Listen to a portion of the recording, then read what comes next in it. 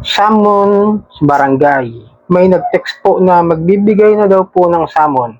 Dapat pumunta daw po sa barangay bukas ng 2 p.m. Tungkol daw po sa balance namin sa home credit year 2023. Siguro around 15K pero nakakapagtaka na sa 3 years ngayon nang may nag-text ng ganyan. Willing naman kami mag-settle pero aabot na talaga ng ganyan. Wala naman kaming na-receive na ganyan for 3 years na lumipas pero sa 3 years na yan, we had serious health and financial problem. Kaya hindi na kami nakapagpatuloy ng bayad. Any advice po? Totoo po kaya yan? Okay, yun yung tanong na ipinost doon sa Facebook page, Facebook group ng Home Credit Reklamo. Pero bago natin talakayin ang usaping ito, ay maglalambing ako na pakisuportahan po ang aking mga social media account, ang Facebook, TikTok at ang aking YouTube channel. At kung nakatulong sa inyo ang video ito, malaking tulong po yung simple yung pag-like, malaking tulong po yung simple yung pag-share. At para updated po kayo sa mga usapang online, hindi nga pakihit lang po ang notification bell. Disclaimer, hindi po ako nanghihikayat na mangutang kayo dito sa mga online lending app. Ako po ay nagbibigay lamang po ng payo, gabay at patnubay kung paano nyo haharapin ang mga suliranin na ginagawang paglabag sa abusive and fair debt collection practices ng mga OLA. At hindi po ako nangungunsinti na huwag magbayad ng utang at hindi po ako abogado. Ako po simpleng mamamayan na kagaya ninyo. Nagre-report lang din po ng mga abusive and fair debt collection practices ng mga OLA. So yun nga, for 3 years na lumipas, ay bigla raw may nag-text na meron na raw siyang summon sa barangay. Galing daw to sa home credit. Hindi kasi sira sa home credit, lilinawin ko lang po Facebook group po ito ng mga may reklamo sa home credit. Hindi po yan galing sa tanong po yan para kahit paano magkaroon po kayo ng kaunting ideya kapag sumagay itong text ng mga kahit anong online lending app o online lending platform yung mga natatanggap nyo na meron daw kayong summon sa barangay. Pero yun mo, no? 2023, siguro around 15K yung kanyang utang. Pero nakakapagtaka raw na 3 years ngayon lang daw sila may natanggap na text na ganyan. Okay, no? Totoo naman, no? Kasi si home credit, para sa akin, no? May visitation naman niya pag di kayo nakakapagbayad ng utang. Pupuntahan ko kayo talaga yan. Alihiti mo nagba-house visit o home visitation pa at may mga field officer naman po yan. I don't know, no, kung bakit sa barangay pa siya pumunta, bakit siya dumiretso. Ngayon, bakit may summon sa barangay, na text? Yan ang tataka ko. Kasi kung may summon naman talaga sa barangay, linawin mo una, ito yung muna nating talakay na, kung may summon talaga sa barangay, ipapadala naman siguro no mga barangay officials like the kagawad o kung sino may pwede lang utusan dyan na ipadala yung sulat o yung summon sa barangay para pag-usapin doon. Pero lilinawin natin, no, na mayroon ho tayong katarungan pang barangay law na kung saan ay hindi ho tinatanggap ang mga korporasyon, kumpanya o yung mga third parties na involved sa mga ganyang klase ng mga ganyang reklamo sa barangay. Hindi ho sila tatanggapin diyan dahil nga unang-una tawag doon is kailangan residente ng nasabing barangay. At pangalawa, tiga ron sa lugar na yun, sa municipal area na yon. At yun nga yung pangatlo, kailangan hindi korporasyon. Kung tao po yan, na kung saan magpapile ng mga ganyang klase ng summon o mga, tinatawag doon sa yung certificate to file action, mga individual lamang po.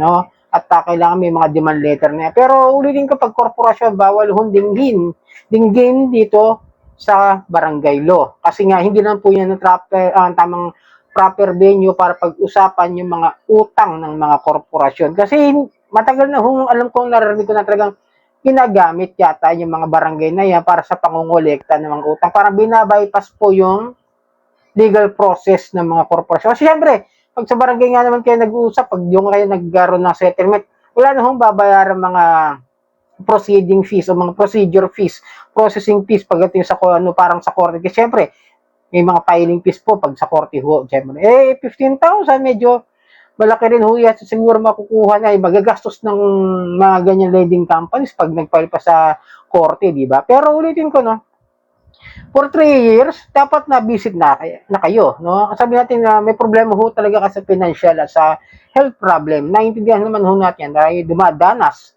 sa mga ganyang klase ng mga sitwasyon sa buhay na magkakaroon tayo ng financial na problema. Totoo naman na wala namang taong hindi dadanas sa ganyan.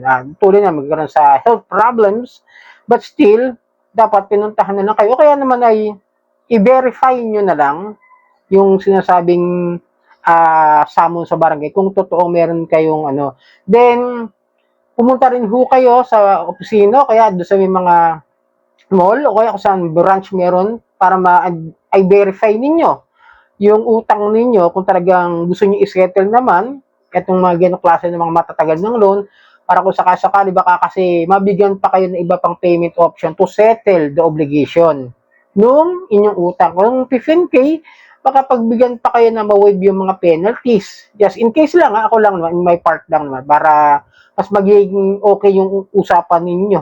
Kaysa doon sa nagke-text. Kasi kung text lang yan, hindi naman legitimacy na talaga meron kayong summon sa barangay. Kasi kung 3 years, tapos ngayon lang sila magte-text sa may summon sa barangay. Di ba? Parang medyo ang awkward lang. Parang, kapais ka, 3 years na yun, bakit hindi na anuhan? Ba't di naman na pupuntahan sa bahay? Kasi, legit naman na home visitation. Uunahin ko, ulitin ko lang ho. Kasi, isa pa, na meron pa sinabi rito na hindi na kami makapagpatuloy ng bayad. Ulitin ko lang kasi hindi ko masyado naan to. Okay. Pero ulitin ko, pag hindi kayo nakapagpatuloy ng bayad at ganyan nga, still, bawal sa barangay. Kasi marami kasing nagsasabing pwede naman doon sa barangay pag-usapan. Ngayon, kung ikaw yung taga-barangay na yan, ikaw yung pumunta sa barangay. Pag kami nagpunta sa iyo na home visitation collector, okay, field officer na pupunta sa inyo, tapos yung field officer na yun ay may ginawang paglabag sa karapatan mo. Yun ang pwede mong i-blatter. Yung ginagawa nilang maling pamamaraan ng paniningil. Example ko lang, pinahiya ka. Expose ibang tao yung utang mo. Dito privacy, no? Ngayon, nanggugulo. Mga ganyan, no? Mga ganyan scenario kung sakasali. Then, yung pagpapablatter doon sa tao na sa field collector, pwede naman. As long as ikaw talaga yung ginawa ng hindi maganda. Pero kung kayo nagsasettle naman ng maayos dyan sa inyong bahay, kasi hindi na kailangan pa dumaan sa barangay, pwede naman sila dumaan sa barangay, yung mga field collector, na makikiraan lang, makikiusap lang na sila ay pupunta sa barangay na yan para may singilin ng utang. Pero hindi yung venue ang gagawin, yung barangay para sa settlement na yan. Ulitin ko kasi ang dami pa rin ako nare-receive na sinasabi, pwede yan sa barangay, pwede pagsabi. Ulitin ko, as long as korporasyon, matitigas yung ulo ng iba, pero ginagawa kasi talaga ng karamihan ng iba, ng ibang lalo kung kilala yung mga lending companies like that na home credit, madas ko pa rin marinig na meron ganyan ginagawa, pero still, yung utang is the obligation. Bayaran na lang para hindi tayo pupuntahan sa barangay, sa bahay, o something like that.